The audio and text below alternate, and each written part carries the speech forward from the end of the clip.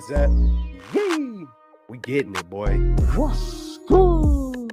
You know who it is. It's your boy, Jay in the Bay. Your baller back again. Smells like football season. Yo. Yeah. Whoa.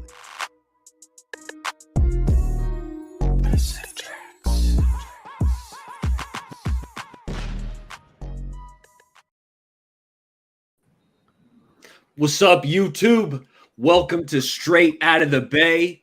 I'm joined with my boys, Rich Celts, Jay in the Bay. Hopefully, Amin stops by. We're going to be breaking down all things Niners. I got to say what's up to my boys. Jay, how you feeling today? What's good? Hey, I'm feeling real good, man. The Niners are 2-0. Two wins on the road. Well, I guess you could say the Niners are the only team in the NFL that has two home stadiums. I guess you could kind of say that. But hey, we starting off 2-0. What could be better, right? No doubt. Celts, how you feeling? Feeling good, man. Feeling good. Hey, it's victory freaking Monday. Let's get it. Let's go. 2-0. Hey, man, what more could you want for a team that supposedly starts slow? Hey, man, we're in there. We started this thing off the right way. What's up, Jesus? Niner gang. Let's get it. Bang, bang. Hey, fellas, I don't know what it is, but I'm feeling, I got a little stash. I haven't shaved since, the season's kicked off, right? And the Niners haven't shaved the mustache, to correct myself. I'm thinking I can't shave this thing until the Niners lose. It's just how it popped into my brain today. And you know what? I'm rolling with it. So hopefully we get this long, ugly, dirty-looking stash coming on pretty soon. It's already getting there. But, hey, just to update you guys, Baller ain't shaving the stash until the Niners drop. Hey, it's good luck. It's good luck, Baller. Hashtag the baller stash right there. Hey, the baller stash did it, man. Let's go. I like it, man. Man, it's giving me baseball vibes. Hey, so the Niners, they took down the Rams 30-23. I want to start off with just some general thoughts about the game. And why don't I kick it off first? Because first, I got to give kudos to Matt Stafford and the Los Angeles Rams, like their game plan coming in, because it was apparent to me that they were working on the quick passing game. They wanted to negate the pass rush, right? We know the Niners, they got this dominant front four, and they came in with the mindset to get the ball out quick, to kind of negate that pass rush. So I thought it was a good game plan by the Rams. And the Niners, they were playing this soft defense. Like, I was actually pretty frustrated in that first half. Rams start off field goal, touchdown. And Stafford's completing all. They weren't huge chunk plays, but they're 7-yard catches, 10-yard catches, 6-yard catches. Like Puka Nacua was just catching balls all over the place, right? Tutu. So the bend but don't break style of defense was actually frustrating me early. But in the long run, fellas, it worked out, because when teams are trying to string together 15-play drives, it's hard to do consistently. Like, they did it those first 3 drives, and then after that, Kyron Williams drops a pass tipped up in the air, or, another Van Jefferson drops a ball. Like, mistakes happen. It's hard to put together 15-play drives consistently. So those were just a couple of thoughts I had about this one. But Jay, I want to ask you, what are some general thoughts you picked up on in this game? Hey, absolutely. But first, I got to say, what's good to everybody that's in the chat right now. If you guys are happy about the Niners being 2-0, man, make sure you hit that thumbs up button. We would appreciate it. For me, my general thoughts about the victory, it was a tale of two halves. You just illustrated that the Rams pretty much, I think they scored on every possession in the first half. The 49ers did not force them to punt. And they were basically able to do what they wanted to do. I think Fred Warner said in an interview that the Rams offense, they just took what we gave them, and what the Niners defense gave the Rams offense was just, hey, we're playing our corners back 10, 12 yards. Puka Nakua, yeah, the rookie, he had the most catches in his first 2 games ever in the NFL, like 20 plus catches. I know whoever has him in fantasy, hey, he might have won you your fantasy game yesterday. Damn you, But, baller. Hey, That'd be me. hey, he got me on the waiver. He got me on the waivers, bro. I tried it as soon as that Seattle game was over. I tried to snatch yeah. him. But he is talented. He was playing, and we're talking about Puka Nakua. He's talented. He's playing with the rib. They put extra padding on him, but he showed a lot of heart out there. Kudos to the Rams. They got some young talent. Kyron Williams at running back, Matt Stafford. They played pretty well. Stafford was getting rid of the ball quickly. I see now why the Seahawks didn't have any sacks the first week when they played the Rams, because Stafford's just getting rid of the ball. He's an older statesman now in the NFL. He's not trying to get hit. So hey, Rams put up an excellent fight, but as I said, it was a tale of 2 halves, and me and Kels were talking, and I was like, man, this Puka guy's a problem, and then Kels was like, hey man, just wait, Wilkes, the defensive coordinator, he's just going to make some adjustments. I was like, all right, we'll see. And that's exactly what happened. The Rams offense was it was broken in the second half, I think you could say, compared to the first half. I thought that Wilkes was blitzing in the first half, but we just didn't get home. That's what I noticed. We just didn't get home in the first half. In the second half, we did on several occasions. Fred Warner, obviously, we got some turnovers. So I thought that the defense really came up big when we needed them to in the second half, and I think that really capped off the game, because the Rams only scored 7 points in the second half, I believe, or 6 points. And so yeah, that was my general thoughts. Great. I thought it was great play calling by Shanahan. I think we'll talk about that a little bit later, but yeah, great calling, great offensive game plan by Shanahan. I thought the defense came up big when we needed them to. They were kind of a bend but don't break defense. If we keep scoring 30 points, that may work. And this defense gets timely turnovers, that may work. But yeah, those are my general thoughts about the game. Coach. General thoughts, man. It's my brain is thinking about so many different things, but yeah, man, I'm having a little bit of a brain fart right now. My bad. Well, let me give. I'm gonna give you one, and then we'll go. Okay, no, go ahead, bro. Go ahead. Because I wanted to come to me exactly what I was thinking, like, because I had a really, I want to touch on Bosa, but I also want to, allude to what you guys were both talking about. I feel like a lot of times the credit to the opposition gets lost in the sauce. We were talking last Monday, or I was talking last Monday, how, hey, Stafford is not picky. Stafford is not picky. He's a veteran. He's arguably a Hall of Famer. Like that coach and that quarterback combination won a Super Bowl. I know a lot of pieces are gone, but when your main components, the head coach and the quarterback, have won a Super Bowl together, they know how to get the job done. They didn't. Seattle is one of the hardest places to go up and play, and we seen what they did up there. But talking about the game plan that you said with the Rams, that negated the pass rush. That kind of they were on point. That you took the words out of my thoughts, baller, with the bend and don't break. So that was a huge thing. And I want to say something to Jesus that was in the comments. Bosa had amazing production. None of it, sometimes it does not pop up on the stats. Don't go listening to what other people say if they haven't watched the tape a few times. And now, if the person has watched the tape and have put it in slow-mo and actually watching these reps, trust that person. But if you just know someone's loosely just talking, oh, no sacks, oh yeah, he sucked. Nah, man, do a little bit more research, because I'm telling you right now, Bosa was wreaking havoc. Bosa was in the backfield, but they had a good game plan. If they didn't have the game plan that they had, Bosa probably comes away at least 2 sacks, at least. And then be like, oh my God, Bosa was phenomenal.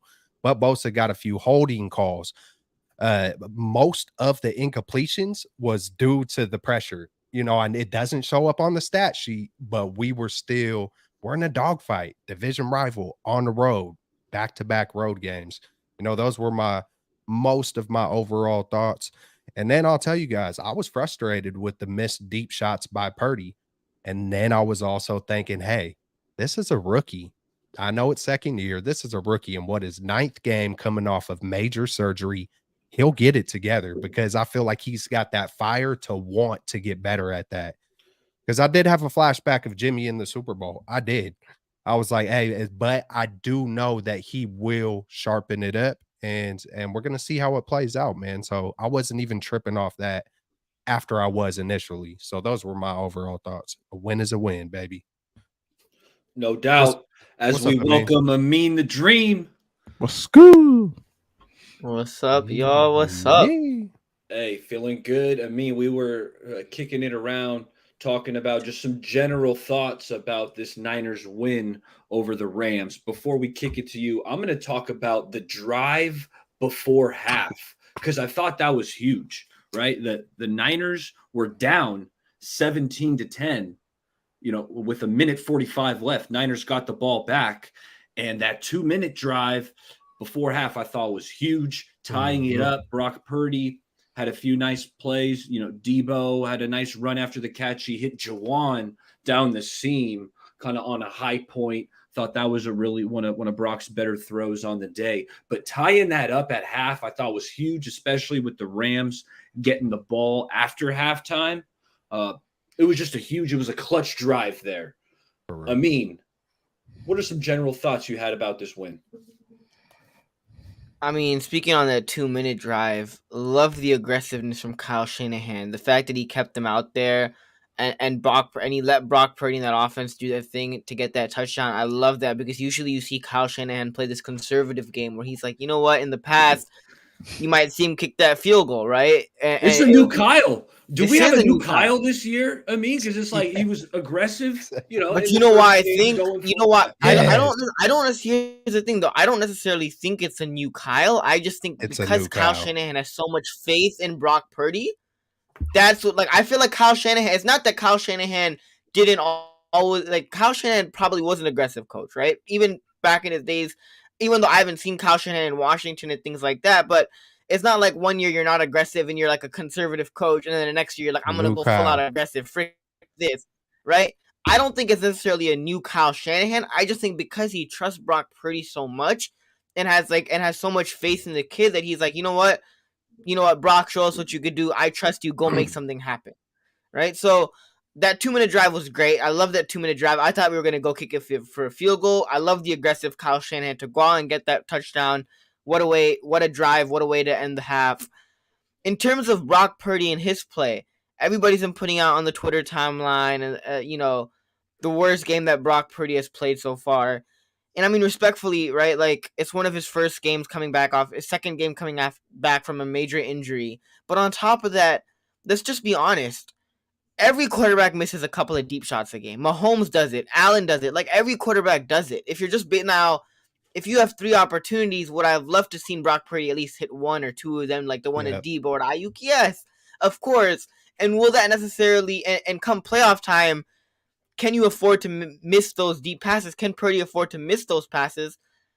Not necessarily, but in terms of his second game and him missing those 3 passes, like, every quarterback does it. All the good quarterbacks do it. Mahomes does it. Allen does it. Everybody does it. It's not really something that's just Brock Purdy. As much as I would have loved to seen him hit at least one of the 3, but regardless of that, the thing about Brock Purdy is, in the past, when you look at this Niners team and what makes them so good, has been the defense.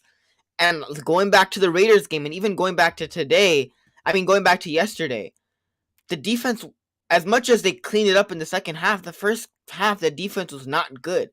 But what made the Niners still be in the game was that offense and Brock Purdy, by him having those drives near the end of the second half for that touchdown, by him, just playing good football and this offense executing at a high level with him under center. So credit to Brock Purdy because, this is one of the first times where when the Niners defense is lacking, the Niners offense has the ability to step it up and really, when the defense is struggling, the Niners offense can, put up points and still keep them in the game. Whereas in the years past, you would really rely on this defense to really keep you a hold. And then the offense would just, it would still be good, but it would be like a, whatever offense. Like, it was still a good offense, but it wasn't like if your defense is struggling, they could put up a 30 piece on you and they could really, put up back-to-back drives where they're scoring touchdowns and the offense is putting up 30 a game. So credit to Brock Purdy.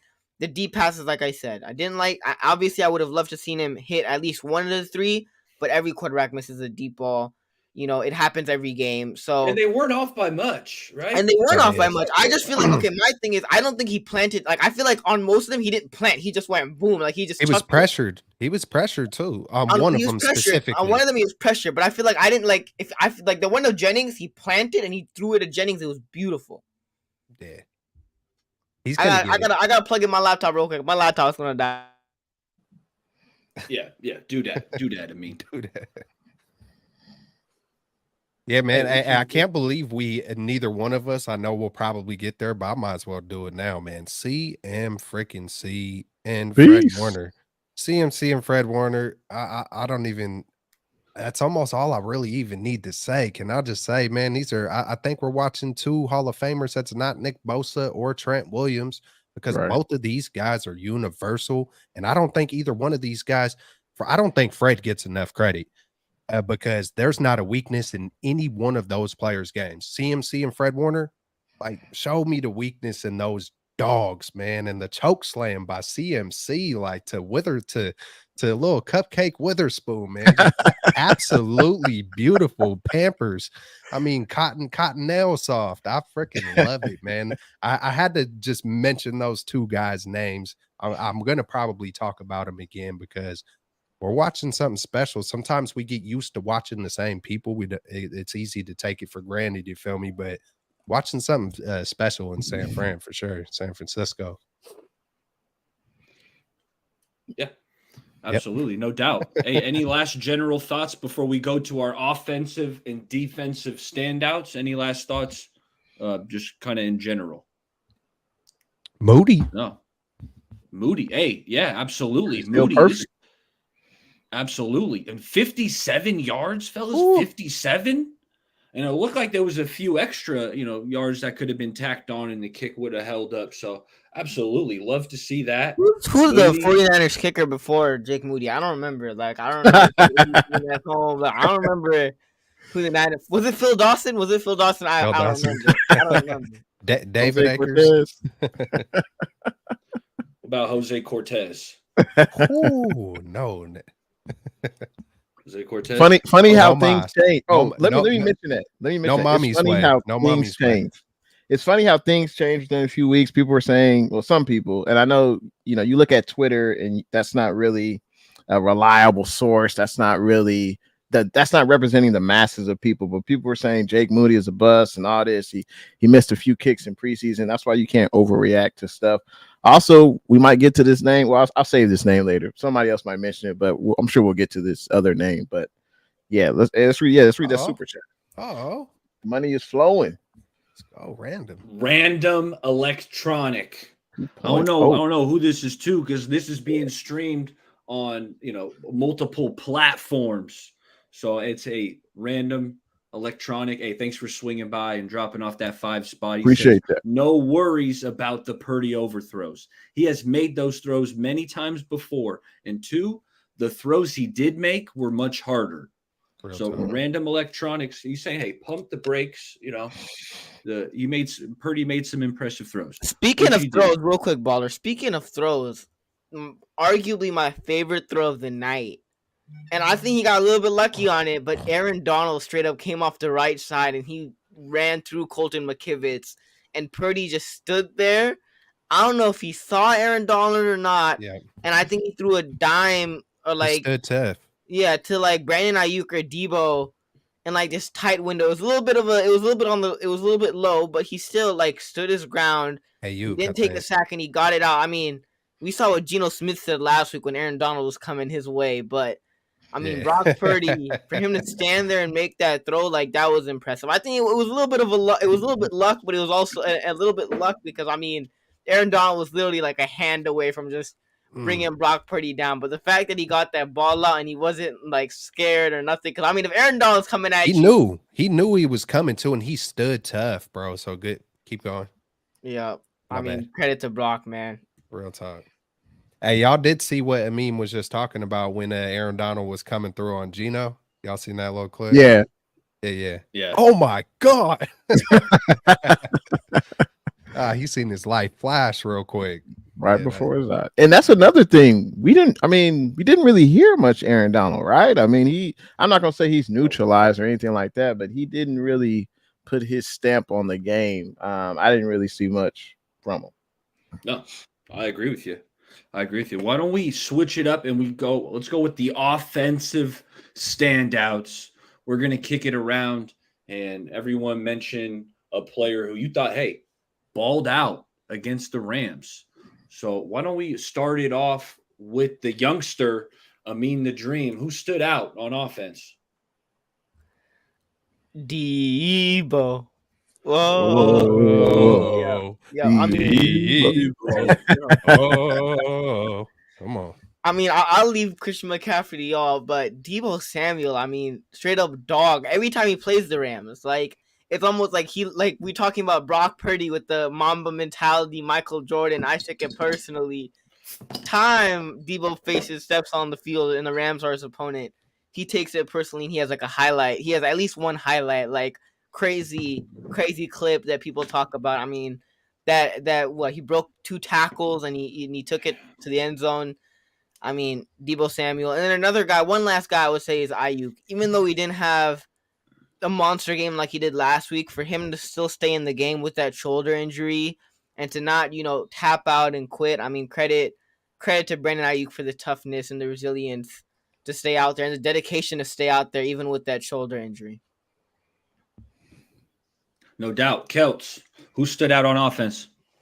Man, I'm gonna leave the ones for you guys, man, and just to piggyback off of us talking about Aaron freaking Donald. I'm gonna go ahead and say that interior offensive line as a unit, and specifically, I almost specifically want to talk about Burford just because I was just caught aware. Or was just aware on Twitter from my man Eric Ballers. Let him know. It makes no freaking sense. It makes no sense, Kel. PFF is just like, hold on, man. I wish I could show y'all GIFs and emojis and things because they are just blowing smoke. They are talking out their ass. Like PFF, what the hell is good? Hold on, PFF needs to lay it down, man. I don't know what they're shooting from over out of left field out of their neck because I didn't see.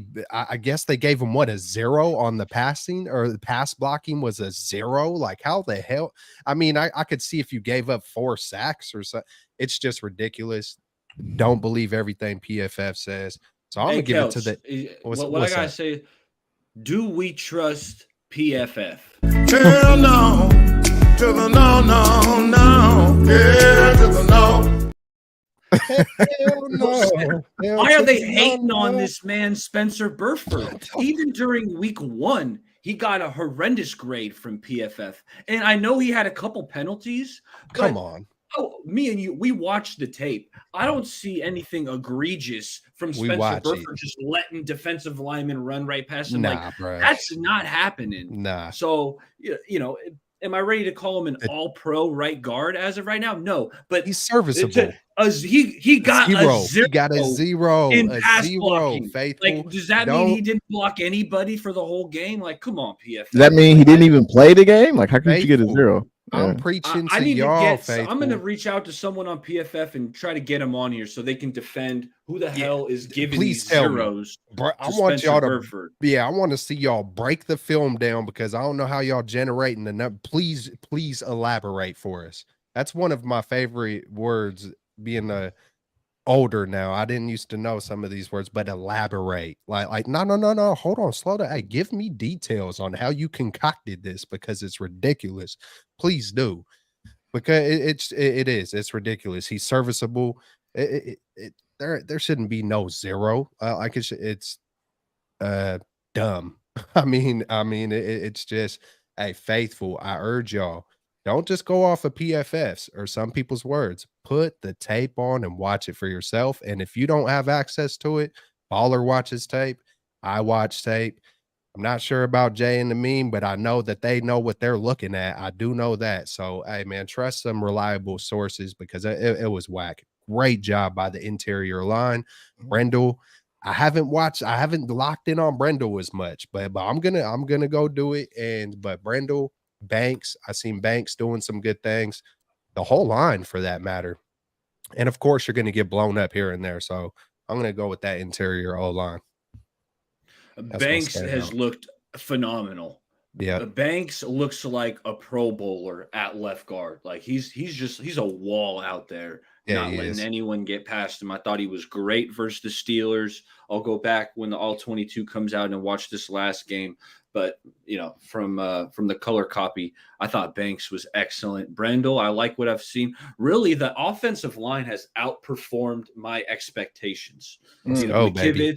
McKivitz, we know he had a couple lapses against one of the best pass rushers in all the NFL. I thought McKivitz was pretty solid yesterday. Just really, the offensive line, I think, Yeah. has performed well through 2 games. And I'm looking at some of these other teams, like you take a look at Daniel Jones, and who we're going to see here on Thursday. We'll be breaking down that game, but the Woo. Cowboys gave him all sorts of trouble. He couldn't put up a point against the Cowboys. And even the Cardinals were pitching a shut. It's just the pass rush. A lot of these offensive lines are porous with holes at 2 or 3 spots or sub-caliber play. And the Niners, I'm feeling pretty good through 2 games about this line. Let's go. Yeah. So let's go Jay. Let's go Jay. Yeah, I saw a crazy stat on Twitter, and I know, yeah, I unfortunately I can't get up to watch offensive lineman film. I just sorry, I know my limitations, and that's just not in me. But on Twitter, someone said that Banks hasn't allowed a sack, a pressure, or a quarterback hit in 62 pass blocking opportunities. So that's Let's go, baby. definitely something to be applauded. He's playing exceptional. Another guy who didn't really hit the ground running with the Niners, didn't get many offensive snaps his first season, but you got to allow guys to cultivate, get better at their craft. Just because they drop a pass in a preseason game, that don't mean they should get cut. It's just you got to allow guys to improve and get better. So that was my honorable mention. But for me, it was not a player because you could go a myriad of ways of players. But to me, it was Kyle Shanahan. Eric mentioned earlier that first half, into the first half drive with 2 minutes to go to tie the game. I just thought he was definitely aggressive, and I like the play calling. Brock Purdy also made some great throws. Juwan Jennings, he doesn't catch a lot of balls, but usually when you throw it his way, he definitely comes down with the pass. And what impressed me most about the drive was Purdy's poise. Like so when they were in the goal line, if he didn't see an open receiver, he just threw it out of bounds. Why? To preserve the clock. And that's something that you would expect a 5-10 year vet to do, not someone who's starting his 9th or 10th game. So that's something that just stood out to me. Like, oh snap, no wide receiver open, just throw it out of bounds, save the clock. And then for Shanahan to call a quarterback sneak with 1 second left, that I wasn't expecting that. I definitely was not expecting that. So my offensive standout is a Kyle Shanahan / Purdy for poise, play calling, and that was it for me. Love it. And it does feel poised. like we're seeing like a new Kyle Shanahan kind of Yes, we are.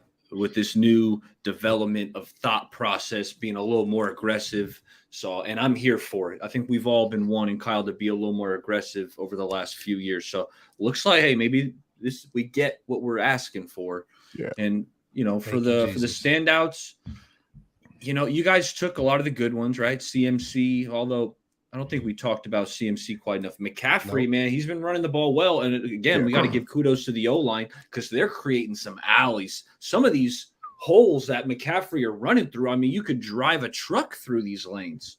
So kudos to the O-line. But I thought McCaffrey's vision has been excellent. No, he's not hitting every hole, right? There were a couple times, maybe I thought he could have cut it, but majority of the time, it feels like he's maximizing the yards that are available. The 50-yard run at the end of the first quarter was huge. He's back-to-back games. He's had just huge chunk yardage runs. And the other player I wanted to spotlight, you mentioned him briefly, Jay, but it's Jawan Jennings. He only had the 2 catches for 51 yards. That's good for 25 and a half yards per catch. That's a lot of yards. But it felt like they were big catches. Yeah. One of them came on that 2-minute drive. One of them was a catch in traffic where the DB was just draped all over him.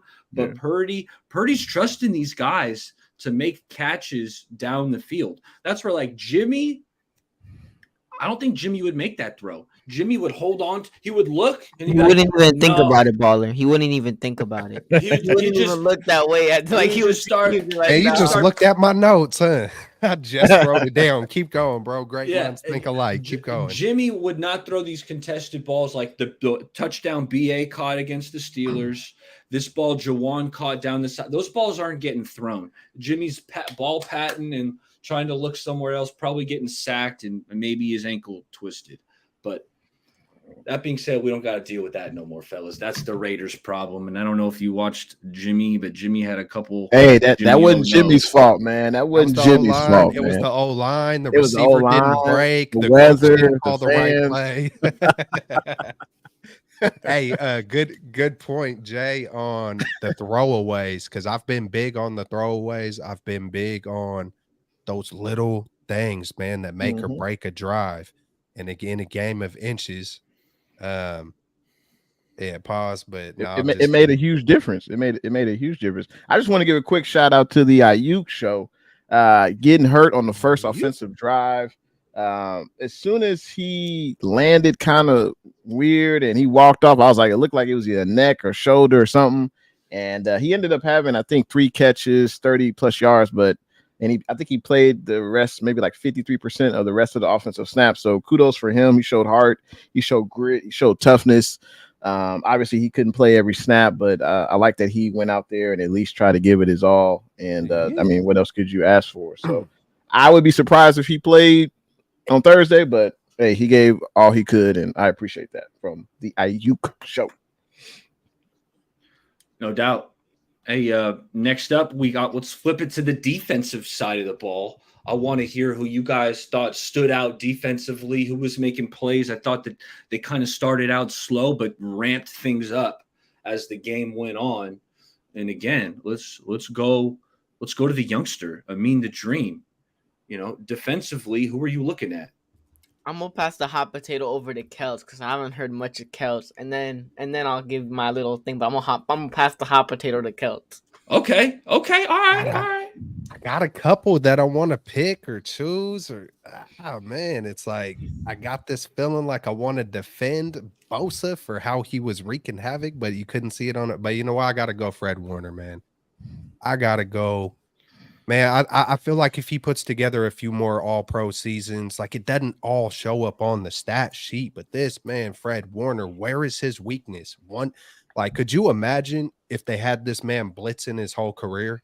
You would see a lot more sacks. I know they're going to look at stats when it comes down to it, but this man could probably get a sack a game, man, if he was being utilized.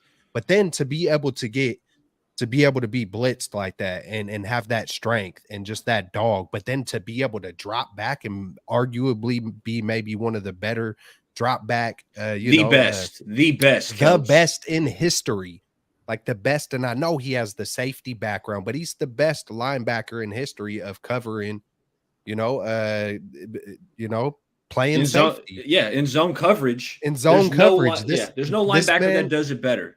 And then for him to be able to just smash on folks, it's not like he's just like, he's a really good drop back linebacker, but he could work.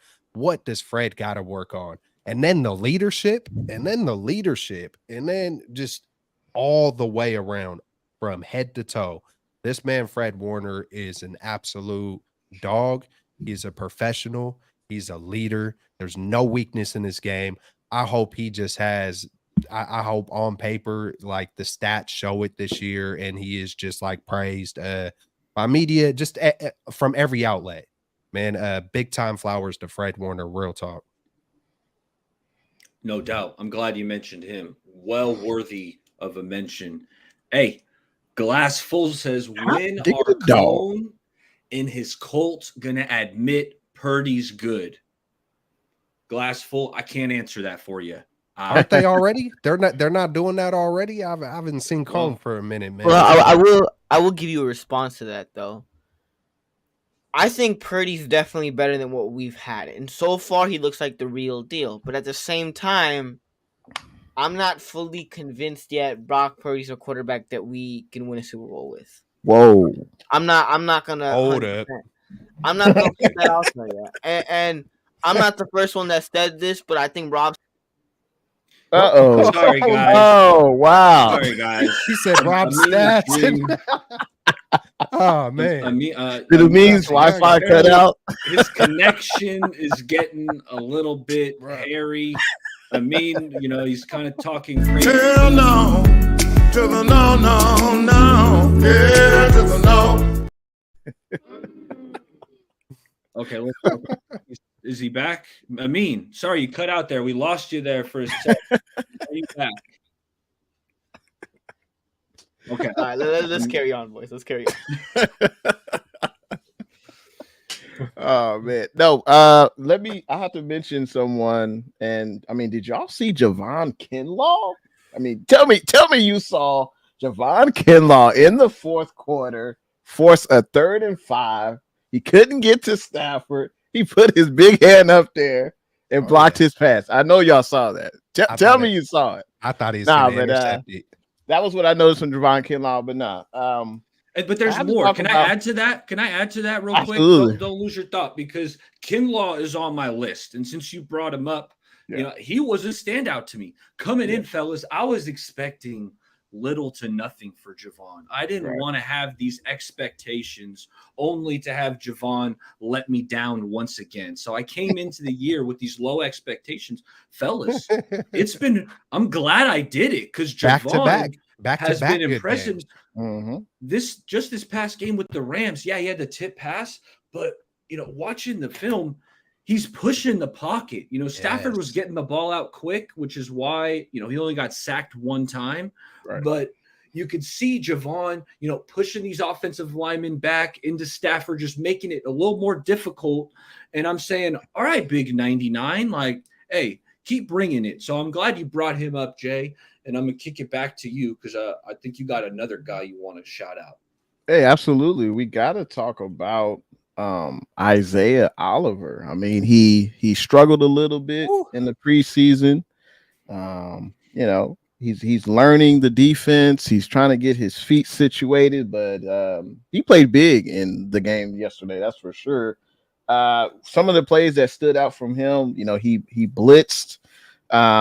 He blitzed Matt Stafford in the offense, and it was a turnover on downs. That play ended the game. So that was a huge play. I think he was lined up next to Fred, and he just trusted his instincts, went after the running back and tripped him up, and Bosa made the tackle, but that pretty much ended the game. Before that, in the second half, Stafford threw a pass out to Williams, and Oliver got the interception. Williams took his eyes off the ball. So that was a heady play by Oliver to be in the right spot, to be right on the receiver's hip, and to make a play on the ball. So kudos to him for that. And Isaiah Oliver, I don't know why he loved hitting Kyler Williams, the running back, but he also hit him on a big 3rd down play that prevented a 1st down. So he made most of his plays in the second half, but I got to give kudos to Isaiah Oliver, because I know when we signed him, it was like, oh, we're bringing in. We're bringing back the reincarnation of K'Wan Williams or something. Like, he's just supposed to dominate at that nickel spot, and he didn't really hit the ground running. But it's good to see him have success, and we needed it. We needed him to be productive in a big way, and he was. The interception, tackle for loss, he really did it all in that game, and he showed that he belongs in this secondary. So definitely good to see Isaiah Oliver. Definitely giving him his kudos, man. Big 4th down. He had a big 4th down. I don't think he made the tackle, but he blew it up in the backfield and really slowed down the back. He tripped him up, slowed his exactly, and Bosa finished it up. Yeah, that was huge. He did his impersonation of Jamie Ward or Jimmy Ward. He did the impersonation, because that's how Jimmy Ward would get his picks, off of a tip, come down with. It was very for me, it was reminiscent of that. Real talk. Oh, no, Hey, another here we one. go. Another super chat. No Hot doubt. diggity Random dog. electronic. Hey, thanks for that 5 spot. We appreciate it. Should have closed the Rams game out on at least 2 occasions. Thoughts on the offensive play calling? I would say the offensive play calling was fine. I think if Purdy hits on those passes to Ayuk to Debo, I think those are 6 points. Honestly, we left some meat on the bone. We should have scored more than 30 points, but I'm not really making a big deal about his overthrows because it didn't come back to hurt us. Fortunately, our defense really stepped up in the second half. I don't know how the other gentlemen feel, but I thought the play calling was I good. immediately put out a tweet because I like to sometimes immediately throw something out. So it's like, hey, nah, I said that, right off top. You know what I'm saying? So, it doesn't look like I'm biting off of somebody. People be coming at me all kind of weird. You feel me? So it's like, I was like, man, this is probably Brock, in my opinion, this is Brock's worst game from what I've seen. And for that to be his worst game and us to put up 30 and win on the road, like that says it all. That says it all because I know damn well when Jimmy was playing his worst games, there were pick eights. I'll tell you the throwaways that you were talking about earlier, Jay, reminded me like I feel like Jittery Jimmy would have tried to force something and not thrown away a few times in a row. Jittery Jimmy would have tried to force something like we seen versus Kansas City on a 5-yard Hail Mary right there in the end zone, and that completely swung the game versus Kansas City. Real talk, it was you're on the 5-yard line and you throw an interception. That's the worst outcome. And so, hey, I thought the game plan was great by Shanahan. Great to push that thing in with Brock. We thought it was going to be a field goal. And I feel like Kyle is new, man. I feel like he's happier. Even just talking, when he does this even talking with Greg Papa one-on-one last year, he seemed a little some kind of a way. This year, he seems happy. I'll just flat out say he seems happy. But that's what trust can do when you trust your quarterback. It can lighten you up, man. It can make you kind of it all matters. And to me, it feels like a brand new Kyle, and I'm loving it. Who didn't get their defensive standouts out yet? The dream. Amin. No, I said Warner. Oh, that's right. Amin, you are allowed to talk now. Oh, I appreciate it. I appreciate the invitation back. So I mean, obviously you guys mentioned some of the players. Another player that I would mention is De'Amara Lenore with the interception he put out on like Instagram or something on his Insta story. Keep sending me those hate messages because I like reading them. It motivates me. But De'Amara Lenore with the interception. He had some really nice plays. I think he had a one pass breakup. He had one play where I think he was guarding Tutu Atwell, and like I think he pushed him out of bounds on one of them. Like it wasn't like the thing about De'Amara Lenore is that like when Ambry Thomas, and I'm just saying this just because I was going up against Tutu in fantasy. Tutu Atwell was cooking Ambry Thomas, and I was like, dude, get Ambry Thomas off this man, please, for the love of God. I'm gonna lose fantasy this week. They switch Demo onto Tutu, and Demo pretty much shuts him down for the most part. And I won fantasy by 15 this week. So like, I mean, I'm chilling. Thank you, Demo, for doing your thing. But I would say the biggest standout on defense would be Steve Wilkes. One thing that D'Amico Ryans was really freaking good at is that making the second half adjustments. You come out in the first half, things might not always be going so smooth. You come out in the second half, what adjustments are you going to make this defense more efficient and stop the opposing offense? And in the first half, I had to look it up. Because I saw this on Twitter yesterday. In the first half, the Rams drives in the first half ended in a field goal, touchdown, and another touchdown. In the second half, the 49ers, the Rams' first drive had a punt, interception, punt, field goal, interception, turnover on downs, and a field goal to end the game. Right? Domination. Right, but in terms of the way that Steve Wilkes came out and made those adjustments at halftime, and that's what D'Amico was phenomenal at. D'Amico in the first half, right? I'm not saying he was bad in the first half, but when the Niners defense did struggle in the first half, D'Amico would be able to adjust on the fly and come out in the second half, and the defense would be different, and the defense would be able to make those adjustments, and D'Amico would be able to make those adjustments. And Steve Wilkes did that yesterday, where the Rams offense was just simply not the same in the second half. It just wasn't. Everybody was playing way, way better. Definitely gave the offense more opportunities. So my biggest defensive standout would definitely be Steve Wilkes for making those adjustments.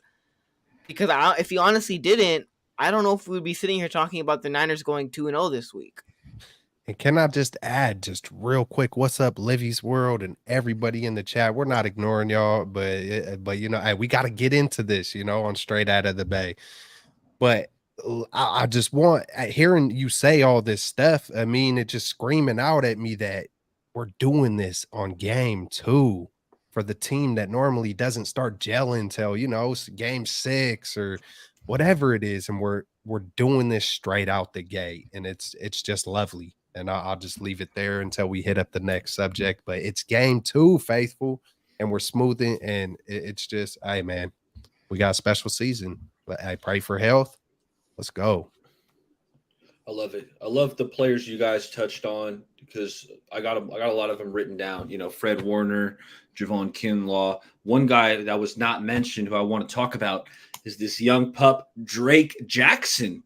We saw the 3 sacks week 1, and I couldn't take my eyes off him yesterday.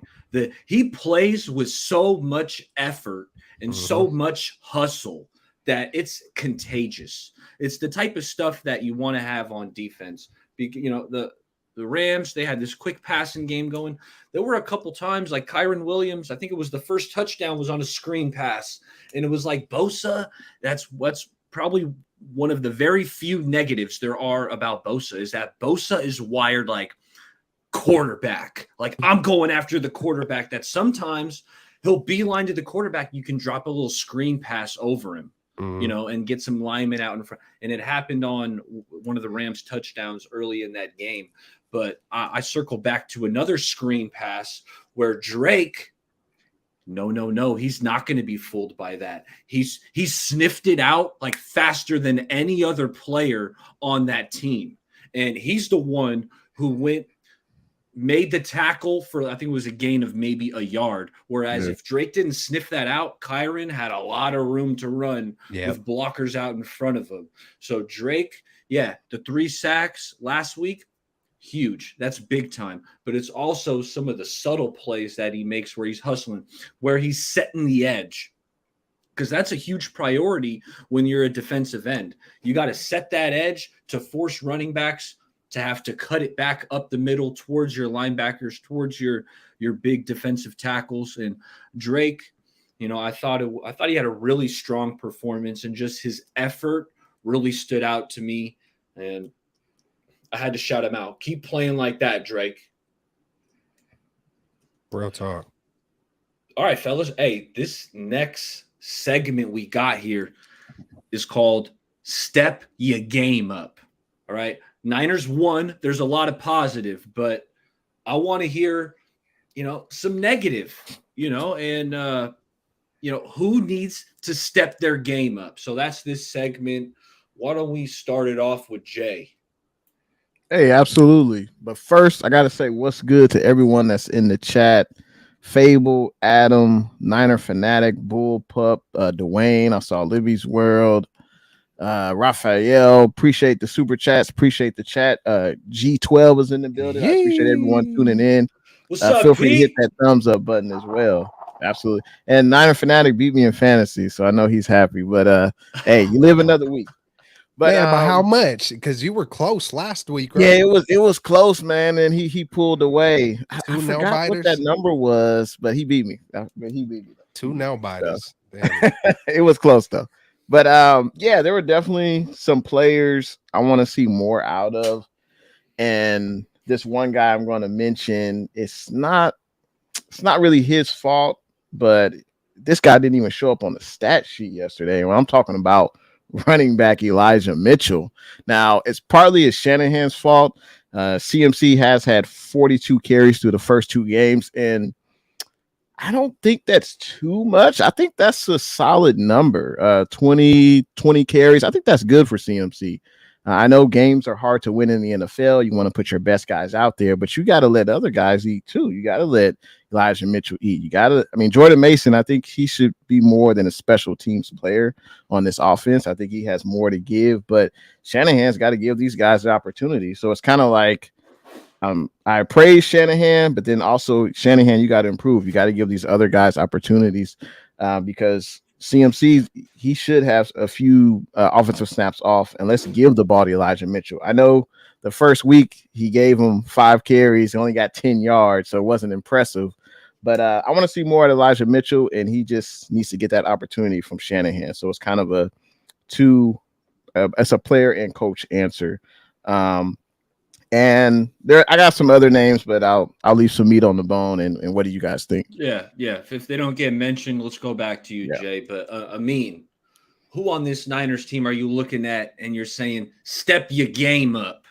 I was about to. Jay kind of stole my point, but it really isn't Elijah Mitchell's fault. I feel like it's Kyle. In this week, I feel like you might need to have played CMC because it was a close game, right? It was like a back and forth until near the fourth quarter, end of the fourth quarter. But last week, like, you could have put Elijah Mitchell and you didn't need CMC to have more carries. So, like, involve other guys, right? Like, involved Elijah Mitchell. Elijah Mitchell was a dog before CMC got here. Like, he was a baller, right? And then Jordan Mason also, when he got his limited opportunities, he's been a baller for the 49ers. So let other guys eat also. If we're winning it, like, hypothetically speaking, if we're playing the Giants and we're up by like 15 or 20, and it's like nearing the end of the third quarter, early fourth quarter, don't put CMC back out there. Like, give Elijah Mitchell some carries, give Jordan Mason some carries. Let those guys eat also, especially considering that CMC, as much as he's a dog, he's had injury concerns in the past and he's had an injury history. So I mean, like, let the other guys eat. One guy that he's a dog, and I love this guy. And you mentioned Fred Warner, but I feel like Fred Warner already gets that recognition for being one of the best linebackers in the league. Another guy that doesn't get that much recognition and is starting to pick up recognition from the league is Dre Greenlaw. Dre Greenlaw is a dog, but the only thing where I'll say step your game up is just the penalties, man. Sometimes he's just too over aggressive. There'll be a guy on the floor and he'll freaking like rock elbow this man, like, you know, the people, like, I don't know what that finisher is called. Trying to punch the ball out. He'll straight up, you know, do the people's elbow on the dude. I'm like, dude, like, he's down on the floor, like, let this man be, right? But like, that's the thing about Dre Greenlaw. Like, he's like a bullet. He's out there. He just loves to hit people, man. No mercy. No mercy. I know, but that's the thing though. Like, Dre, man, like, you a dog, but man, those you gotta 15-yard penalties. 15-yard I penalties. thought that was a phantom call though. What did he do? He tackled him to the ground. Like, he didn't let him get up right away, but you don't call a penalty for that, right? I mean, guys do that all the time. I didn't see what he did. It didn't look egregious. I mean, regardless of even that, right? The thing about Dre Greenlaw is throughout his entire reputation career, he's always a little bit too aggressive, right? And sometimes his over aggressiveness, especially in today's NFL, right? Because back then maybe you could get away with that stuff, but in today's NFL, they'll call you for anything. Like, they'll call you for a lot of stuff. So, like, especially in a situation where, like, let's say it's a third and 3, or like, and Dre Greenlaw pulls something like that and they don't convert, or like a 3rd and 5 and they don't convert, and then Dre Greenlaw's hitting dudes on the floor and elbowing them and jumping on top of them from the top rope. I'm like, dude, you gotta set the tone, man. The ref pulls out the flag. He's an automatic first down, penalty on number 57. I'm like, Dre, you a dog, but just, you gotta, like, I wish Fred, I don't know if Fred has ever come over to Dre and be like, dude, you gotta chill a little bit. You gotta tame yourself a little bit. Man, you're making me think of how Dre, the one thing about, I love that nastiness on defense, but there are times where he gets to trying to punch the ball out, and he'll cock back and throw 3-4 punches. I'm like, whoa, bro. Like, that's when I'm like, hey, I don't want you getting ejected or something. I don't want them to take that, like, you know, some kind of way. So great points. I mean, you know, step your game up. You came with the Boston accent. I'm not very good at it, but step your game up, get in the car, or however it is. But man, get in the damn car. Something like that, man. Kels, please, respectfully, don't ever say that again. Kels, especially at least I try, bro. Hey, I try, bro. Hey, I gotta try, man. I gotta. If you don't, opportunity. If you don't, you'll miss 100% of the shots you Exactly. don't Hey, take. that's a valid point, Kels. I was just about to say that. That's a valid point, though.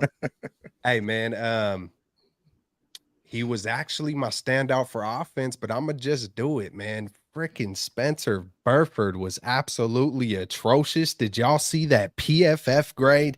He did so freaking absolutely horrible. He put up a 0. He did so bad that even Aaron Donald didn't collect a stat. He got a 0.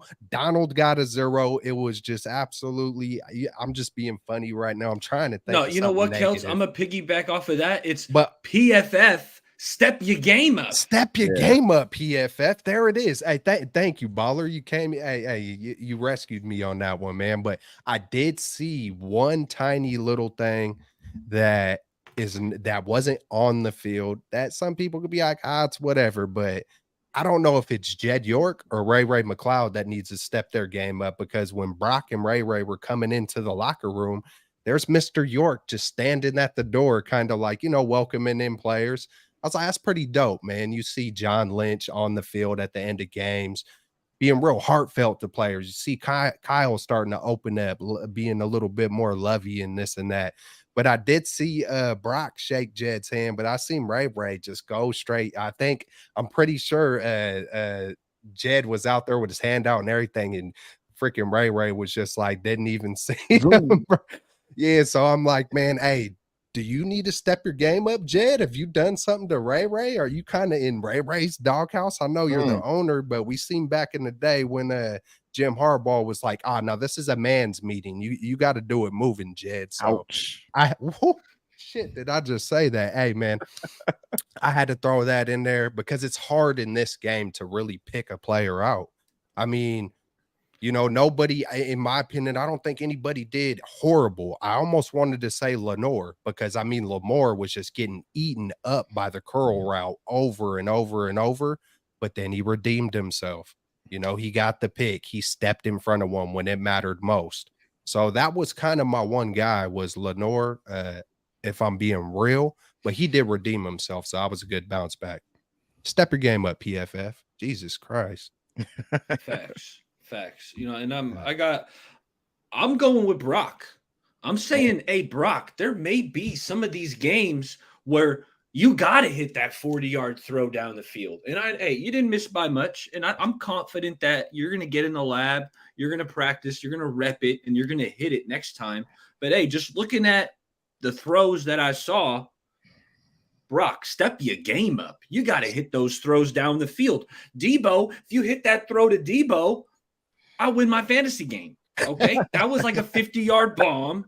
And that would, with the TD, that would have done it for me. So, Brock, you missed that one. Step your game up. And I think he will. That's the thing. And the other thing, I'm still not over Steve Wilkes.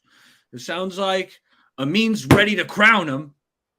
Hey, Steve. Hey, I never said nothing about crowning him. I just said the fact that he made those adjustments.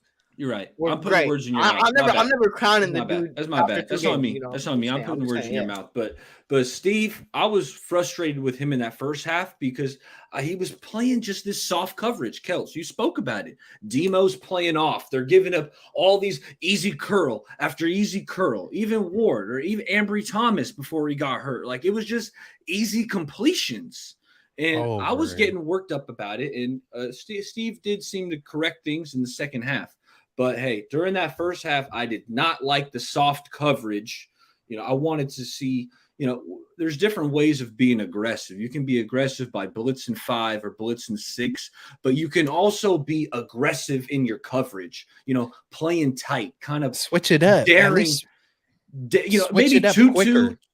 2-2 might be able to run by you, so you got to respect 2-2 speed. But Puka, he hasn't been winning like deep down the field. Challenge Puka at the line. Like, get up on him, and make him feel uncomfortable. Van Jefferson's not running by anybody. Yeah. So there was I wanted to see a little more aggression in the coverage. So, my 2 step your game ups, Brock Purdy, you got to hit those throws. And Steve, maybe you do some in-game adjustments. Maybe if you wait till halftime one of these times, it might be a little too late. because if the offense is sputtering early, now you're in a hole. Luckily, the offense was able to keep up, tie it up at halftime to make those adjustments. But it was real soft early, and I'm not a fan of it because it was a lot of easy completions. But hey, it worked out. Niners win. We're nitpicking here, fellas. Yeah, exactly. It's hard to pick one person. Hey, and like Trent Williams got his wish. I can't believe we didn't bring up Trent all game because he created a lot. They've been running a lot more to the left. I don't know if y'all noticed this year, a lot more to the left. They used to run a lot to McGlinchey's side. But yeah, man, it's I lost my train of thought, man. I got a lot going on right now behind the scenes. Baller, when you said crown him, instantly in my mind, I was thinking of that Dennis Green interview where he was like, know. The Bears are who we thought they were. And we let him I just want to mention, I think I agree with Baller. I would have liked to see Wilkes kind of change it up in the first half, but I think it almost seemed like he was planting seeds. Like when you play Madden and you're playing against someone and they keep running the same route. They keep running the same route in the first half and it's super successful. And you're like, okay, I'm going to make some adjustments in the second half. And in the second half, they try to throw that same route. Let's say it's a drag route. You put your D in a little zone and picks them off and takes it back to the house. So that's why I think Wilkes deserves some kudos, but also, I would have liked to seen you kind of change up in the first half. And maybe we could have prevented a touchdown because I would say someone who needs to improve was anyone who was guarding Puka. Nobody could guard this cat. I mean, 15 catches. It didn't matter if it was Mooney, Demo, Ambry. Like no one could guard him. So that's definitely something that we gotta shore up. And like you said, it was soft zone coverage. So Puka would see that and he would just stop in the middle of two 49er defenders and he would catch a pass, or he would just be running wide open. Like you got to be able to combat that. But at the end of the day, we won the game. It's something we'll learn from. But yeah, you just made me think too, Jay, that hey, we're gonna see these guys again. Yeah. Yep. So planting the seeds and not showing them everything and just kind of so. You gotta play chess, not checkers. That's I like it. I like it. I like it, Jay. I'm going back to you because I feel like kind of out of the four of us, you're the one who's really up to date with the latest injury information. I know you're always on top of it. So, Jake, break it down. Who, if anybody, got injured yesterday? What updates you got? Yeah, so the Niners are on a short week, obviously, with the home opener on Thursday night. We saw Brandon Ayuk injure his shoulder on the game. And if the Niners would have practiced today, he would have been listed as a non-participant. But the Niners didn't practice because of the short week. Also, Ambry Thomas, he has a knee issue that he suffered in the game. He only played 14 defensive snaps and 2 snaps on special teams, but Ambry's got the knee, Brandon's got the shoulder, so it's something that Niners fans and NFL news definitely got to look out for updates throughout the rest of the week. But I would be surprised if it were me. I wouldn't even allow Ayuk to play. Like I think you should be fine to sit this one out. It's a short week. I give him kudos for just toughing it out because you could clearly see he was hurt. I'm sure they'll do. It didn't say in the news report if they did any MRIs or X-rays or anything like that, so it doesn't seem to be serious. Maybe it's just a stinger of some sort with Brandon, but it's definitely something that we'll have to monitor throughout the rest of the week. I would imagine the Niners practice tomorrow, and we'll see if Brandon and Ambry are out there. It reminded me of a pinched nerve. I've dealt with them in my shoulders. I've dealt with them in my lower back. I've hyperextended my back. I've had numerous injuries in the back and the neck, and man, those things are tough. But one thing about it, if it is something like that, it kind of really can't get worse. Like, so hopefully it's not nothing like internal where it's, and that's what it seems like. So we'll see. If it's nothing torn, which it doesn't seem like, on game day, maybe they just shoot it up. He goes out there and plays as much as he can. And maybe it's just like a pain issue. Like some guys can deal with more pain than others, Earth, I don't think the Jets would have traded for Lance. I think they're in the market for a veteran. They already have like their young quarterback kind of project, Zach Wilson. So Yeah. I don't think they would have. But just to kind of put a bow on the injury Hey, topic, Baller, I see it. what's up? real quick on that question. Simply just think about it, right? Like, I'm gonna break this down real quick. You have Zach Wilson and Trey Lance in the same draft class, both really young, both really unexperienced. The difference is one guy knows the system and has been there all off season, whereas the other guy doesn't know the system and would have to come in and learn the system and learn the playbook. And it's not like one's way better than the other, right? We don't know necessarily. And one's played more and knows the coaches, knows the receivers, and has played more with those guys. So they wouldn't have even thought about it. I don't even think they would have even made a call. Even if the Niners or Cowboys were willing to trade him for 7th, I don't think they would have made the call because it doesn't make sense. Yeah. And while Hey, we're on the topic, Zach, step your game up because you're still making me look bad. I was the one pounding the table. Zach Wilson's going to be a stud. Zach, you're making me look bad. Like, you can still rectify this and all this, make Baller look good if you actually want to play better. So Didn't he throw 3 interceptions yesterday? I think that ship might have sailed. Thank God Baller is not a QB scout. My goodness. I mean, if the Niners ever decide to call up Baller and hire him as the QB scout, or like a scout, I mean, who knows who he's coming with? Like, well, at least you know you got something in common with Kyle Shanahan, so you're not in that bad of a boat. You know what I'm saying? Like, now, I did want to. My Trey Lance thing hasn't panned out, but I mean, God, man, there were times on the field. I will say this: when Trey had his opportunity, he looked way better than Zach Wilson, in my opinion, with the opportunities that he was given. Of course, Trey looked more shaky. You know, one played more, but I do want to say this: when you were touching on Elijah Mitchell and CMC. I learned a nugget. I don't know if you guys seen when Jesse Naylor, he went to the Pittsburgh game and he mentioned it specifically that there was one main thing. And if y'all don't know Jesse Naylor, Last Second Sports, go check him out. I'm sure if you know us, you know him. One of the best in the game. Shout out. But he mentioned how specifically how CMC looked like he was the one saying whether he will or won't come out or he will go into the game or come out of the game. He said there were times where he was like, nah, like I'm staying in. And so I got to really thinking about that, especially with someone like Kyle Shanahan. But, you know, it doesn't seem like he's a guy who would let something like that fly. But I think this is like a legacy year. This is one of those years where if we go on and win the Super Bowl, I feel like CMC is like, this is my first taste of like a winning team like this. Yeah. And if we're going to make an historical year, man, I'm getting the chills right now. If we're going to have an historic year that's going to be remembered like 1994, I want to be the guy where my name is engraved into the stone. Like I was one of the main dudes. I didn't take no plays off. I went from beginning to end. And that's why we're freaking champions. And, you know, and I'm not saying like a bad pride, just that legacy, you know, that's what some of the greats are great at. When you think about, you know, the greatest in the world, man, they're going to take it to heart. Like Deion Sanders prime time said, they are going to take it personal. They said, what about my mama? We're going to take it personal. You know, I feel like that's CMC.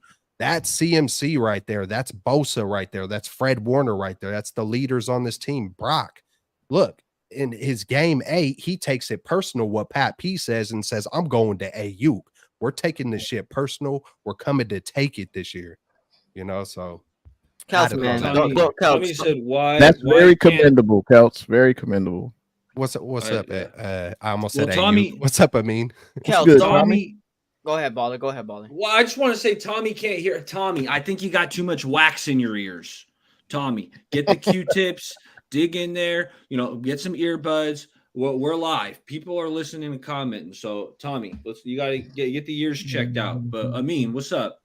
Kelts is hyping this. Like, Kelts is hyping me up so much. Like, and then I already know, I've been through this too many times. Like, Kelts, don't hype them up, man. Like, let's be level-headed this entire year. You better live in the moment, expectations up. As soon as I get my expectations up, watch Brock Purdy get hurt or watch us blow another 20-point lead in the Oh, NFC hey, Championship I game. rebuke it, bro. I'm rebuking it. Hey, I'm gonna man, blame you, Kels. I'm gonna blame you. blame me, bro. Hey, you better stay happy the You whole gave me the hope. You gave me the hope. You got the hope. You got the living water, bro. I give you Hey, I will rebuke any negativity coming at you, even if injury does happen. It's going to be the next damn man up. We're coming. This team ain't playing no games this year, man, and we never do. Even when we had less, we're still coming out fighting like dogs the past few years. It ain't gonna stop anytime soon.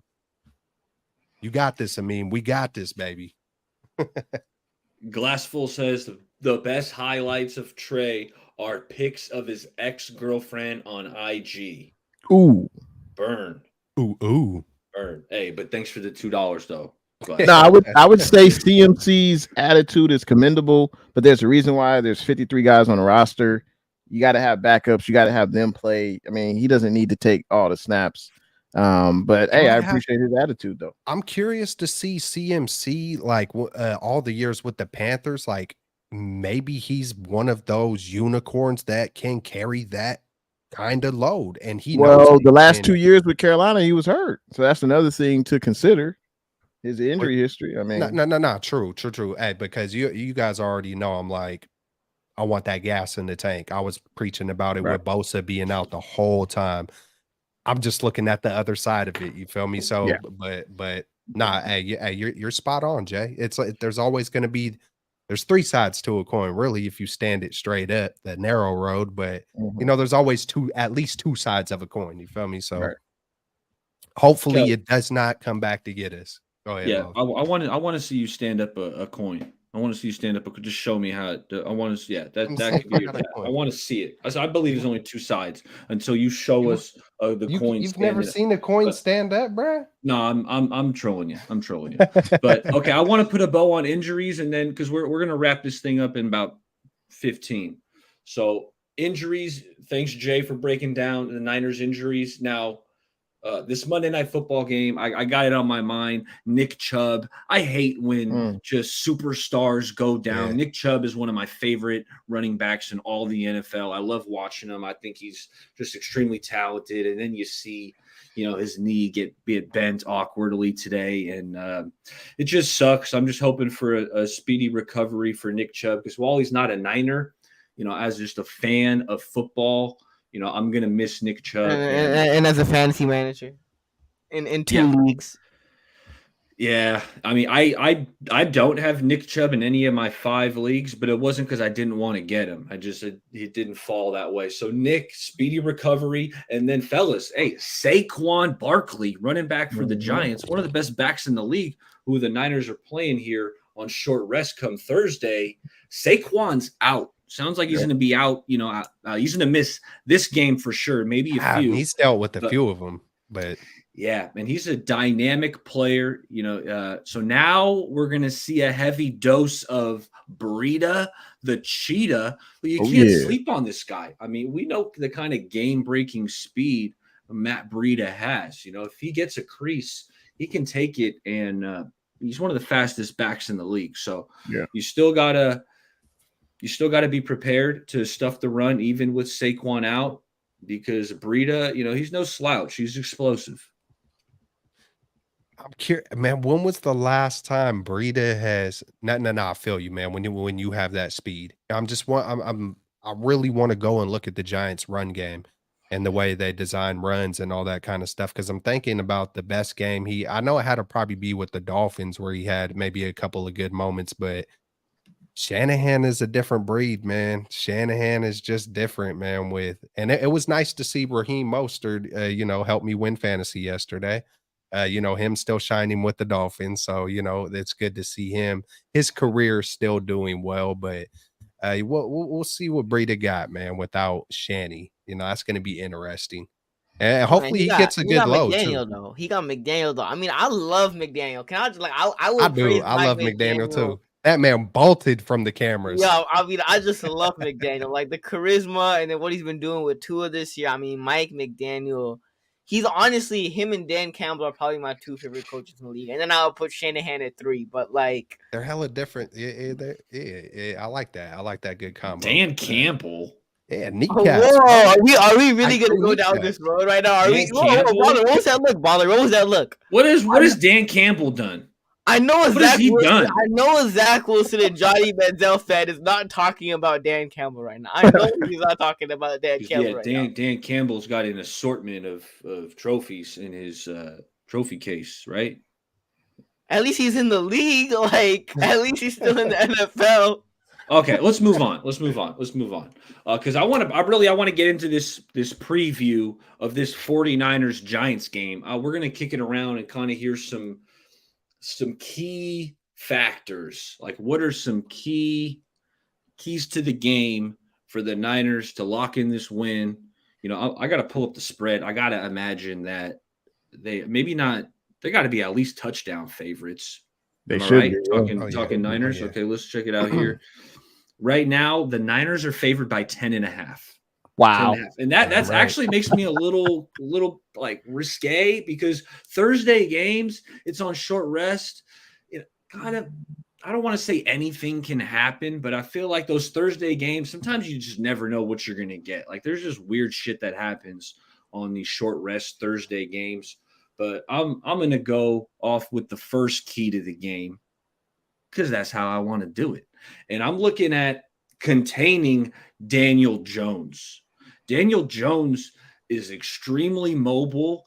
And, you know, I went while I was earlier in the day, I was watching what happened with the Giants and the Cardinals yesterday, because I know it was like the Giants were down and all of a sudden they came back to win. So I figured out what the heck was going on. The Giants were down 20-0 at halftime. This was after getting shut out week 1 against the Cowboys. So they were down. Daniel Jones got in his groove. And how did he get in his groove? It's extending, getting first downs with his legs. Then he'll buy some time, make a deep throw down the field. So really, it was like all the big plays or the back-breaking plays came off of Daniel Jones's mobility in his legs, whether he's scrambling for first downs or buying time to hit an improv play down the field. So Niners D-line, you got to contain him. Let's keep him in the pocket. You know, got to be disciplined with your rush lanes, because that is the only way that Giants offense got going. And especially without Saquon, I think it's going to put more emphasis on Daniel to run and just to kind of try to be this playmaker that he's really not. So I think if we keep him in the pocket, limit him on the ground, I think the Niners are going to they're going to sweep this one up rather easily. But why don't we kick it to you, Kelts? What are some keys to the game you see coming up here? Man, I seen Dobbs. Yeah, He's a good quarterback, man. And I also want to say he had a nice, clean pocket on a ton of plays. And so my mind is like, Brock Purdy, this is your chance to hit some of those deep passes. If you was a little bit off with pressure down your face and and whatnot, I don't even want to get into excuses and all that, but you're going to have a clean pocket sometimes. I know they got a good rusher, but for the most part, I mean, the Cardinals aren't just no pushovers. I mean, Connor was Connor is freaking good. Brown is good. Dobbs, he was throwing some nice passes and he had some good mobility, but the pocket was clean. I noticed that. I noticed, they were running it, man. It's just, and then Daniel Jones, it's hard for me to see him doing that versus a Fred Warner and a Dre Greenlaw. So I hate to say I feel like an easy win is coming because it's the NFL. Everybody's good in the NFL, man. That's just the way it is. You wouldn't be here if you weren't, and anything can happen any given Sunday on top of that, like you were just mentioning, Baller, like a Thursday game. But I feel like this is a game. Anytime I expect something from Kyle Shanahan, it feels like kind of the opposite happens. You would think maybe he doesn't want to put that much of a beating through the run game and stuff like that. So I figured this is a game where you could kind of open it up with Brock, and that's how I would try to take advantage of it. But then you got CMC, and there's no telling if we might see Elijah Mitchell even on a short week. I just feel like CMC is built different. I thought we would see a lighter load with CMC this Sunday versus the Rams because of the Thursday game, and that didn't happen. So maybe it's going to come this Thursday, or maybe we're going to see CMC being like, nah, man, I want to go every single time. So I'm looking for the clean pocket with Brock and for him to take his chances and correct it the very next game on a short week on prime time in front of the world. No doubt. No doubt. Appreciate that. We got a super chat from Tommy. He said, Tommy is greater than baller, to which I'm going to say, Hell no, to the no, no, no. Yeah, to the no. Hell no. I can't. I'll be in the background doing the whole thing. I want to hear Amin. What are you looking at, for this Thursday night matchup? The only way the 49ers lose this game is if they beat themselves. Without Saquon Barkley, I just don't see a way where the Niners lose this game. The Niners lose this game by the Giants just straight up beating them. I think the only way that the Niners really lose this game is if the Niners have stupid penalties, missed tackles, and they beat themselves. Because without Saquon Barkley, and even going back to the last 2 weeks that the Giants have been playing, like, if you're down that bad against a Cardinals team, down 21 points against a Cardinals team, getting blown out by the Cowboys, in those 2 games you had Saquon Barkley, and in this game you don't have Saquon Barkley, and then on top of not having Saquon Barkley, what makes Daniel Jones, what Daniel Jones' strengths, even with Daniel Jones' strengths of him, being able to run and have that running ability or to extend plays, if Nick Bosa and Hargrave aren't getting the pressure on you and you try to do that, you have Fred Warner, you have a Talanoa Ufanga, you have a Dre Greenlaw that are going to storm right at you like a bullet. So regardless, I think the only way that the 49ers really lose this game is if they beat themselves by not playing good football. But otherwise, besides that, I don't see any situation where the Giants just come out and play like the better team and straight up beat the 49ers. Yeah, I feel you on that. Jay? Hey, I would love to hear what the chat feels is a key to victory for our Niners on Thursday. Feel free to leave that in them comments. But who are the New York Giants? Are they the team that, the Cowboys beat the brakes off of them week 1, 40-0, or are they the team that got down by 20 at half, but they showed heart, grit? They showed they got a pair and came back and won in Arizona. So which team are they? They're going to be without, obviously, Saquon Barkley, so that's going to be a huge blow to this team. I mean, Matt Breida, I got respect for you, like when you were with the Niners, but he hasn't really been productive since he's left. He's been with the Dolphins. He was with the Giants. He's been basically an average running back, so I'm not really expecting much from him. I think one key is we got to make sure Daniel Jones, as Barry Baller mentioned, stays in the pocket, but we also have to make sure that offense is one-dimensional.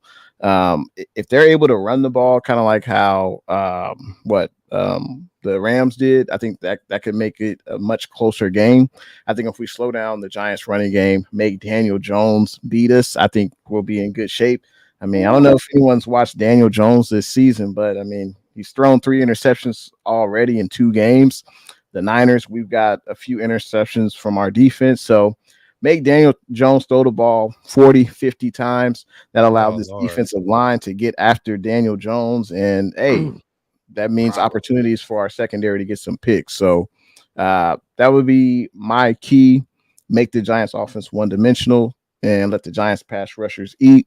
And our secondary should be able to make plays in passing situations. Funga pick 6. I can see it. Yeah, I can see it. Hey man. Hey, I'm thinking about them pinning you. You're talking about throwing 40 times. I'm just thinking about them pinning their ears back. Like, oh man. And I think we should win this game by more than 10. I think.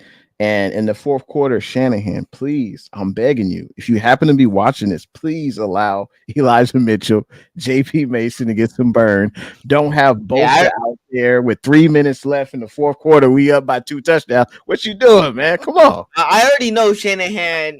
Shanahan locks himself in the 49ers facility, locks the door, and he grabs a bowl of popcorn. He turns on straight out of the Bay Mondays. 8 o'clock. Absolutely. Like that's what he does. He's like, Absolutely. before I game plan for Thursday, before I do films, like if I do anything, I gotta hear what my boys are saying. I know. Straight out of the Guaranteed.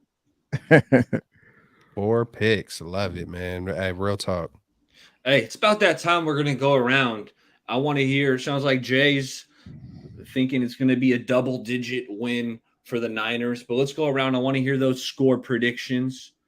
Hey, also want me to give the results from last week? Holy shit. Let's hear Hold it. on. Yeah, let's hear What was the final score to the game?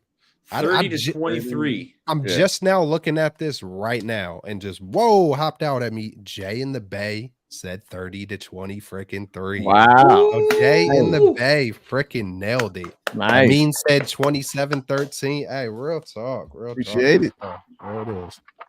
Hey, that was hey, it's not every day you nail a score prediction like that. Yeah. We did it. That's probably the first time ever. That ain't easy. You nailed that. Easy. Hey, I said 34-17. Baller said 35-20, which wasn't far off. And then Amin said 27-13. And then we all gave X Factor players, which it looks like Jay came up with a good one too. But Amin said Ayuk and Drake, which they both did well. Jay said CMC and Kinlaw. They both did well. Baller said Debo and Bosa. They both did well. And then there was me, Kittle, and Hufunga, who did everything so freaking dope, but it just didn't come up on the stats. Yeah, man. So that was last week's results, the game within the game, man. We're going to get into these predictions and take it away, Baller. Hey, I'm going. I think it's going to be a blowout, fellas. I'm sticking with the threes. 33-3. The Giants can only muster a field goal. I really think this pass rush is going to kind of do something similar to what the Cowboys did to the Giants week 1, where that pressure is going to be all around Daniel Jones. And while he's a big guy in stature, 6'5", he's going to shrink in the moment. They're going to just swarm him and he's going to struggle. He's probably going to throw a pick. He might fumble. Like, I think this defense is going to make Daniel Jones' life a living hell. 33-3. Bro, I'm getting Browns back in the day. Baker Mayfield, where he was Baker or whatever, and he planted the flag. Like, you're giving me I was at that game. That was a Monday night game. Actually, Breida busted like a 70-yard touchdown run that game. And I was sitting like he ran like right past me. So I'm about to be there Thursday, man. I'm about to be there. It. Let's go, Kels. Represent. Nice. Oh yeah. I'm actually doing something for the youth too, man. I'm actually volunteering to help the less fortunate youth be able to play sports and football out here in the community, man. So I got a little hookup on volunteer opportunities. I'll hit y'all up after the game, man. It's a wonderful freaking thing, but you get to go to the game at the same time and work, and it's dope, man. So I'll hit y'all up after and let y'all know what's up. Sounds good. Yeah, hey, I want to hear that score prediction, Kelts. All right, man. So here it is, man. I haven't thought about it. Hey, 30. It feels like 30. It's 30 Purdy, man. So I almost want to, but you know what? I feel like he's going to connect. I feel like there's going to be not just one, like 2019 versus the Saints, where Jimmy Garoppolo had his breakout moment, but it isn't going to just be just that moment. Of course, the way the offense is set up and all those things, it feels like it's going to be more contained on, using the CMC. You know, those are the teams that are going to win a Super Bowl. You got to have the D in the run game. So Purdy isn't going to do it consistently, but I feel like if there is a good op, this is it for CMC. So I'm going to go ahead and say 41 to freaking 17. I'm thinking if 41 is the right number I'm searching for. Yeah, but 41-17, 49ers. And I'll just give my X Factor players at the same time. 41-17. And I'm going to just go ahead and say Brock. And then I'm going to say Greenlaw on defense. Yep, that's it, man. Facts. Hey, my score prediction for the game. I know with Brock, we've scored 30 points pretty much every start he's had, or I should say every start and finish he's had. But I think it's a short week. I just have a feeling Shanahan's not going to do anything too crazy. I do think we'll get a turnover or two. Maybe one will get a return for a touchdown. But I'm going to say Niners win 27-10. That's what I'm going to say. 27-10 Niners. That's a good score. Hey, you got some X factors? Because Kelts is Oh, right. yeah. We do X So, factors. okay. Defensively, I'm gonna go with Huff. I like how he played last week. Like, he's always physical, he's always chirping, and I love that, especially from a defensive player. So I think Huff gets a pick in this game. And offensively, I'm going with.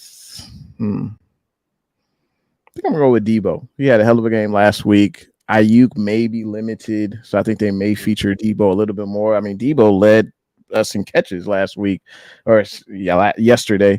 So yeah, I think it'll be another Debo game for sure. He's my offensive X factor. I mean, X factor, give me Kittle offensively. I think he gets a touchdown in this game. I think you might see him in the receiving game a little bit more, especially considering the fact that Ayuk might not play in this game.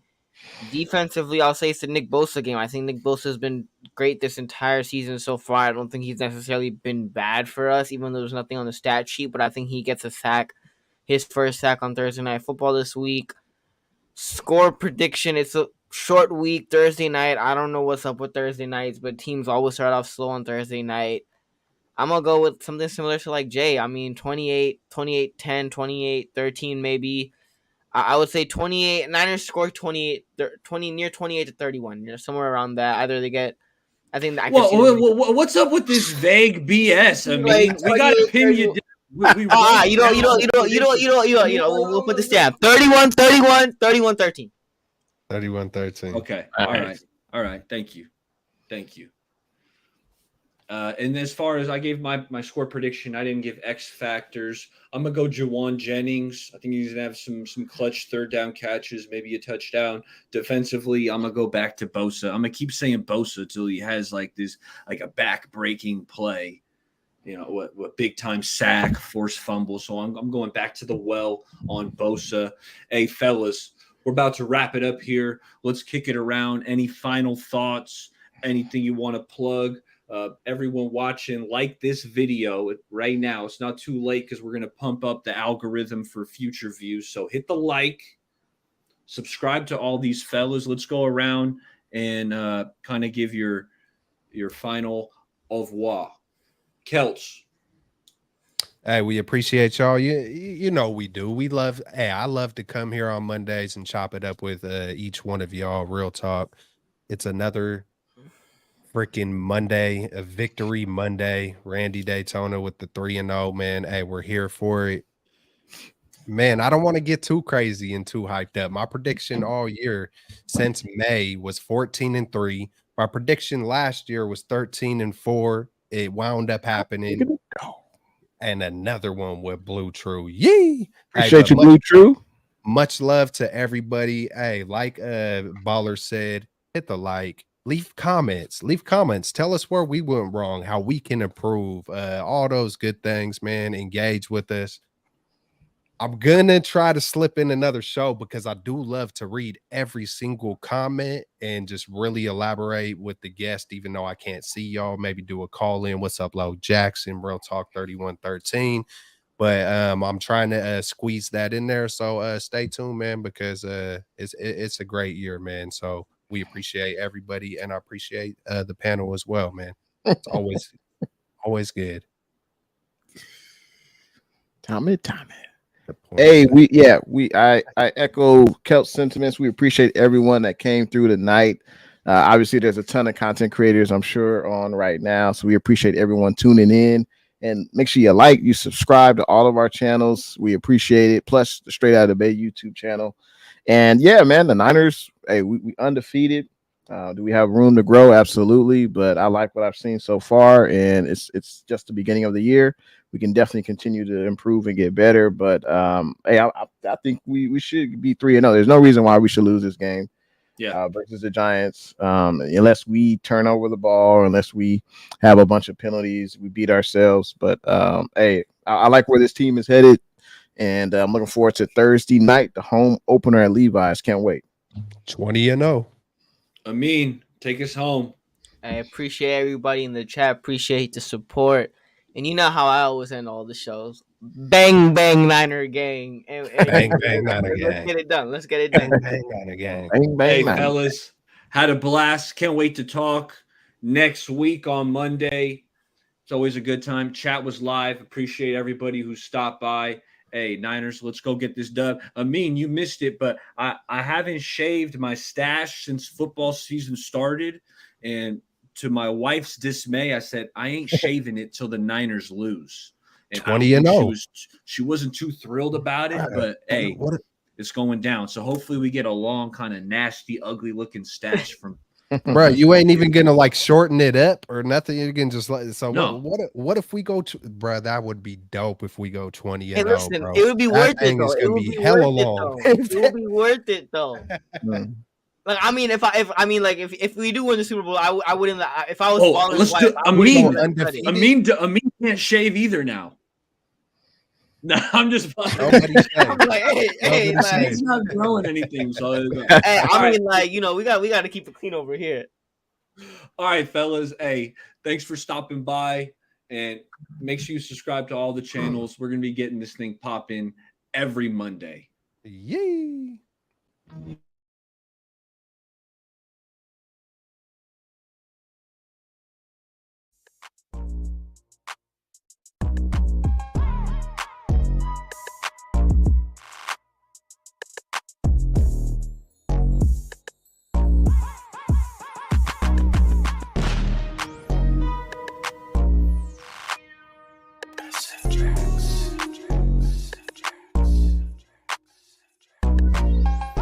Faithful rise up. Yay. We getting it, boy. What's good? You know who it is. It's your boy, Jay in the Bay. Your baller back again. Smells like football season. Yo.